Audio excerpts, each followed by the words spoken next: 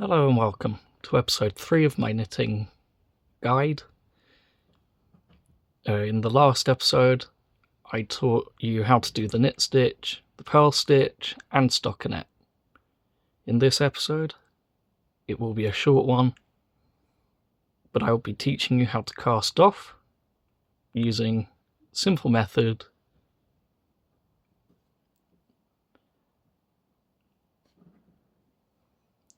So to start with, what you'll want to do is put your needle in the first loop, much like a knit stitch, and then take it off. You repeat that twice, like that. Okay, now the fun part. What you're going to want to do is you're going to want to take the first stitch that you knitted, and you want to bring that up and over the needle and thread off, leaving your working yarn into the second stitch that you did on the row, and then you'll want to repeat that across the row until you reach the final stitch. So you go in through the front, out through the back, loop round, pull it off, and then you go bring your needle in through this loop, make sure your other loop doesn't fall off, and pull it off. And again, through this loop, lift it up, pull it off. So I am on my last 2 stitches. All you want to do is bring your needle through, over the top, scoop it off. Now you're left with 1 stitch with your yarn in. And what I like to do is I like to bring that up, put my finger through, and then what you're going to want to do is grab your scissors, cut a length, separating your project from your ball. Then you want to take this end, poke it through the loop, and pull it tight. That has now been casted off, and the piece is secure. Now you have the cast on edge and the cast off edge, both with extra bits of yarn. There are 2 ways that you can go about sorting these edges out. So the first way, which I'll show you with the cast on, is very simple, but it just keeps the yarn from unraveling. What you want to do is make sure that you have a short tail, and then you poke it in through the back of the work or the front, depending on how you want it to look, through the back, bring it through, forming another loop on this end. Then you go through that loop with your yarn, and then you pull it nice and tight, and that knot means it is secure.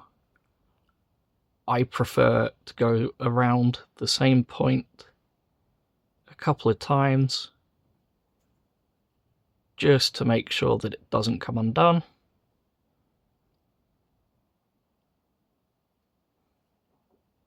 And then you take your scissors again, and close to your work, you want to cut off the excess wool from the tail. This method does leave a little bit of a fluff on the end, which is why method 2 is generally preferred for a more finished look. So for method 2, you want to do what is called weaving in the ends, but I will start off with making the knot as an extra measure of security against the wool unravelling. So what I will do here is just make it match the bottom by going through twice, and then you're left with the extra wool. Because this is stockinette, I'm going to go to the back of the piece, and now what you want to do is look at the bumps along the fabric, and you want to take your needle and very carefully go through one of these bumps, and then you pull it through, not too tight, and then you can repeat that either going that way or this way. I'm going to go along this way. So the first thing you want to do is look for this one, go in through the bottom, up through the top, and then look for the stitch next to it. For this stitch, you go in through the top and out through the bottom. And again, in through the bottom, out through the top. So it effectively starts to follow the way that the stitches are sitting. Once you've weaved in most of your tail, you then go back to the previous loop, go in through the bottom, out through the top, and then you can either trim here, or you can repeat that last step, make the loop,